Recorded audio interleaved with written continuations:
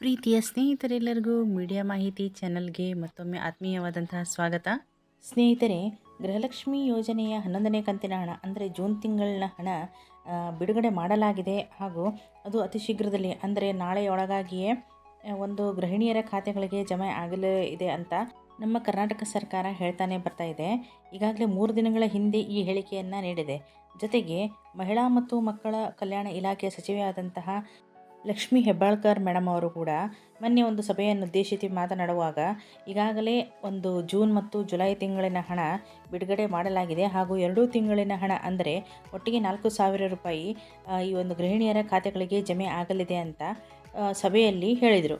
ಸ್ನೇಹಿತರೆ, ಇದು ನಮ್ಮ ಗೃಹಿಣಿಯರಿಗೆ ವರಮಹಾಲಕ್ಷ್ಮಿ ಹಬ್ಬಕ್ಕೆ ಒಂದು ಗುಡ್ ನ್ಯೂಸ್ ಅನ್ನೋ ಥರ ಹೇಳ್ತಾ ಬಂದರು.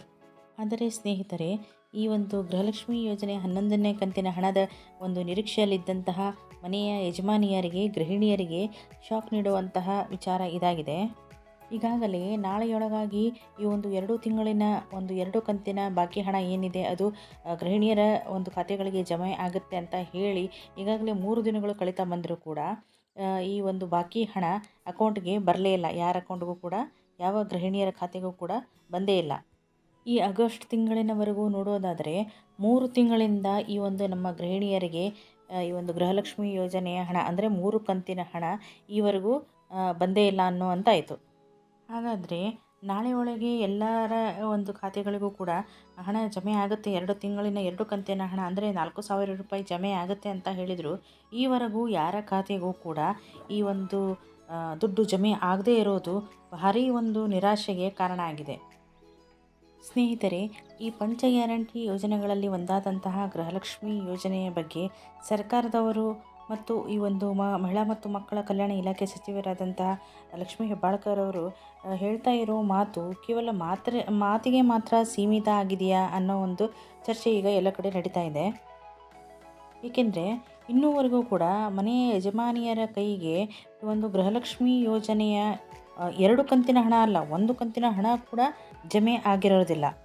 2 ದಿನಗಳಲ್ಲಿ ಒಂದು ಬಾಕಿ ಹಣ ನಿಮ್ಮ ಖಾತೆಗಳಿಗೆ ಬರುತ್ತೆ ಅಂತ ಹೇಳಿದರೂ ಕೂಡ 1 ಕಂತಿನ ಹಣ ಕೂಡ ಬರಲೇ ಇಲ್ಲ.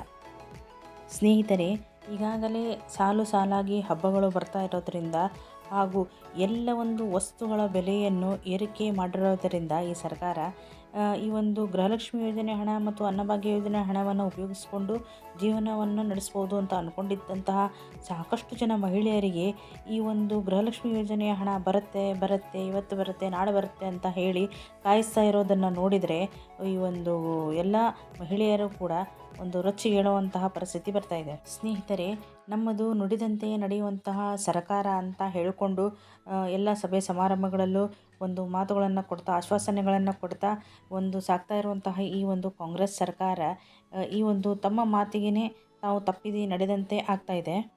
ಅಷ್ಟೇ ಅಲ್ಲದೆ ಸ್ನೇಹಿತರೆ, ಈಗಾಗಲೇ ಮೊದಲ ಹಂತದಲ್ಲಿ ಯಾವ ಜಿಲ್ಲೆಗಳಿಗೆ ಈ ಒಂದು ಹಣ ಜಮೆ ಆಗ್ತಾ ಇದೆ ಅನ್ನೋದನ್ನು ಕೂಡ ಹೇಳಿದ್ದಾರೆ. ಬಾಗಲಕೋಟೆ, ಹಾವೇರಿ, ಕೊಪ್ಪಳ, ಯಾದಗಿರಿ, ಚಿತ್ರದುರ್ಗ, ಬೆಂಗಳೂರು ಗ್ರಾಮಾಂತರ ಹಾಗೂ ಕೋಲಾರ ಈ ಜಿಲ್ಲೆಗಳಿಗೆ ಮೊದಲನೇ ಹಂತದಲ್ಲಿ ಒಂದು ಹಣ ಬಿಡುಗಡೆ ಆಗ್ತಾ ಇದೆ ಅಂತ ಕೂಡ ಹೇಳಿದರು. ಇಷ್ಟೇ ಅಲ್ಲದೆ ಸ್ನೇಹಿತರೆ, ಈಗಾಗಲೇ 26.65 ಲಕ್ಷ ಅರ್ಹ ಫಲಾನುಭವಿಗಳಿಗೆ ಜೂನ್ ತಿಂಗಳ ಒಂದು ಹಣವನ್ನು ಬಿಡುಗಡೆ ಮಾಡಲಾಗಿದೆ ಅಂತ ಹೇಳಿದರು.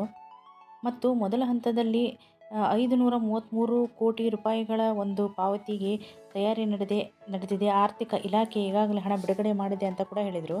ಆದರೆ ಸ್ನೇಹಿತರೆ, ಈಗ ನೋಡಿದರೆ ಇನ್ನೂ ಯಾವ ಒಬ್ಬ ಗೃಹಿಣಿಯರಿಗೂ ಈ ಒಂದು ಗೃಹಲಕ್ಷ್ಮಿ ಯೋಜನೆಯ ಹಣ ಯಾರ ಖಾತೆಗಳಿಗೂ ಕೂಡ ಜಮೆ ಆಗಿರೋದಿಲ್ಲ. ಪ್ರತಿಯೊಬ್ಬ ಗೃಹಿಣಿಯರು ಕೂಡ ಈ ಒಂದು ಜೂನ್ ತಿಂಗಳ ಅಥವಾ ಜುಲೈ ತಿಂಗಳ ಹಣಕ್ಕಾಗಿ ಕಾಯ್ದು ಕುಳಿತುಕೊಂಡಂತಾಗಿದೆ.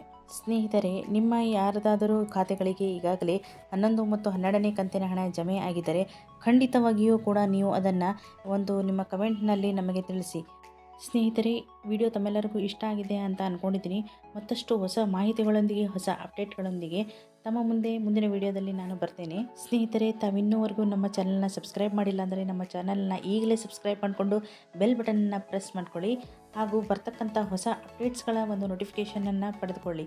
ಸ್ನೇಹಿತರೆ, ವಿಡಿಯೋ ನಿಮ್ಮೆಲ್ಲರಿಗೂ ಇಷ್ಟ ಆಗಿದ್ದರೆ ಲೈಕ್ ಮಾಡಿ, ಕಮೆಂಟ್ ಮಾಡಿ, ಶೇರ್ ಮಾಡಿ ಹಾಗೂ ನಮ್ಮ ಚಾನಲ್ನ ಸಪೋರ್ಟ್ ಮಾಡಿ.